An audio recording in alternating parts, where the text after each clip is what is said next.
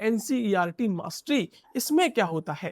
देखो, हम क्या करते हैं अभी तक एनसीईआरटी की बुक की रीडिंग करते हैं एंड चैप्टर पढ़ते हैं एंड होता क्या है कि हम पढ़ तो लेते हैं बट उनसे कैसे क्वेश्चंस बन के आएंगे सामने एंड कुछ कुछ होता क्या है कि लाइंस के बीच में क्वेश्चन बन जाते हैं और जब एनसीआर सॉरी एंट्रेंस एग्जाम आता है वहां पे देखते हैं कि यार ये क्वेश्चन आया था बिल्कुल, लेकिन पता नहीं कहाँ से आ गया। लेकिन जब घर पे आकर पता चलता है कि एनसीईआरटी की बुक से ही था वो क्वेश्चन, उस लाइन के अंदर था, वो एक एक्टिविटी के अंदर क्वेश्चन था, कोई फैक्ट में क्वेश्चन लिख रहा था वो, और हमने वो मिस कर दिया। हमने बुक रीडिंग करी होती है लेकिन फिर भी हम समझ भी जाते हैं, बहुत सारी चीजें भूल जाते हैं जो बुक के अंदर लिख रही होती है।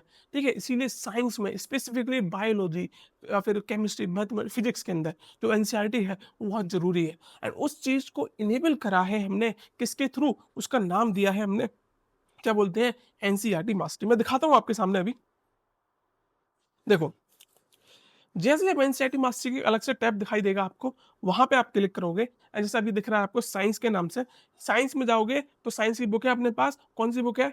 एक्सप्लोरेशन क्लास 9 की बुक अभी हमारे सामने दिख रही होगी आपको स्क्रीन के ऊपर। एंड क्लास 9 की साइंस की बुक खोलोगे तो वहां पे आपको सारे chapters as a PDF form में दिखाई देंगे। लेकिन ये सिंपल पीडीएफ नहीं है भाई मेरे, इनकी तरफ दिखाता हूँ आपको।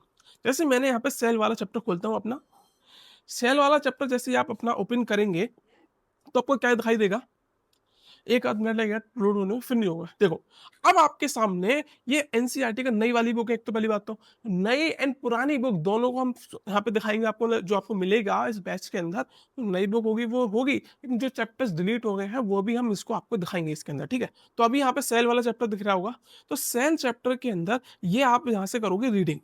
इधर आपने रीडिंग करी, it is widely accepted among the scientific community, इस तरीके से रीडिंग करोगे और समझते हुए चलोगे।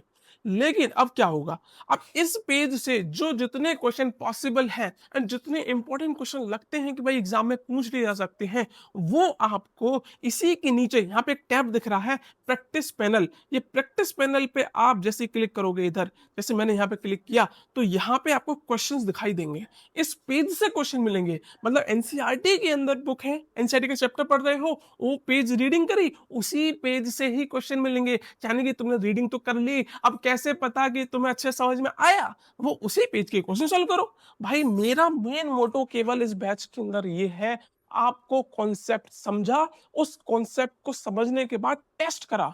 तुमने चाहे लेक्चर देखा हो, चाहे कुछ भी करा हो, समझ में आया हो नहीं आया हो, भाई आया तो होगा तभी क्वेश्चन सॉल्व कर पाओगे, है ना?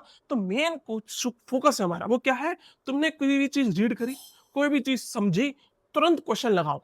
अब यहाँ पे तुमने इस तरीके से एक क्वेश्चन, एक पेज पढ़ा, उसके 3 4 5 क्वेश्चन आपको दिखाई दे रहे हैं यहाँ पे जितने इस पेज से होंगे।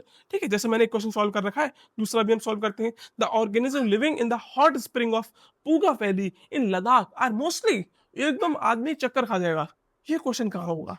लेकिन एनसीईआरटी में लिख रहा है, ये लाइन लिख रही है और उसी लाइन पे क्वेश्चन बन गया एंड आपने यहाँ पे सॉल्व करा। जैसे heat loving unicellular bacteria and thermophiles के बारे में इस पेज के अंदर लिख रहा है साफ साफ, एंड जैसे आपने क्लिक करोगे, देखो भाई आपका आंसर सही हो गया। ये बता दिया, एक्सप्लेनेशन दे रखा है, एक्सप्लेनेशन के अंदर भी आपको लिख रहा है एनसीईआरटी ऑन पीडीएफ पेज 1, या इस पीडीएफ की जो पेज 1 है वहां पे कहती है कि organism living in these hot springs are mostly heat loving bacteria called thermophiles. इस तरीके से आपको हर पेज को एकदम मास्टरी हो जाएगी आपकी। यहाँ पे जैसे ही इस बैच के अंदर आप इनरोल होकर ये सब चीज पढ़ोगे, आपके हर एक पेज एनसीईआरटी के मास्टरी हो जाएंगे। कैसे नहीं होंगे भाई, तुमने यहाँ रीड पढ़ा, पेज पढ़ा, उसके जो क्वेश्चन थे सारे सॉल्व करे। एंड एक और चीज बताऊं आपको, इसको तुम ऊपर कर लोगे, जैसे आपने रीडिंग कर ली, अब मैं बिना देखे सॉल्व करना चाहता हूँ तो एनसीईआरटी पेज गायब हो गया, अब उनको सॉल्व करो। एक और चीज है इसके अंदर, देखो क्या है, देखो जैसे आपने, अब आपने बिना क्वेश्चन सॉल्व करे आप नेक्स्ट पे चले कोशिश कर रहे हो अगले पेज पे, तो तुम्हें रिवाइंड कराएगा, भाई एक बार इसके पहले क्वेश्चन सॉल्व कर लो फिर अगले पेज पे जाना। अब ये रोक नहीं रहा है, तुम उसको सॉल्व लेटर करके अगले पेज पे जा सकते हो, लेकिन ये एक तरीके से फ्रिक्शन बना रहा है। हम मेन फोकस यही कर रहे हैं, आप पेज पढ़ो, सॉल्व करो, फिर अगले पेज पे जाओ। तो इस तरीके से आप फाइनली एनसीईआरटी पे मास्टरी कर पाएंगे।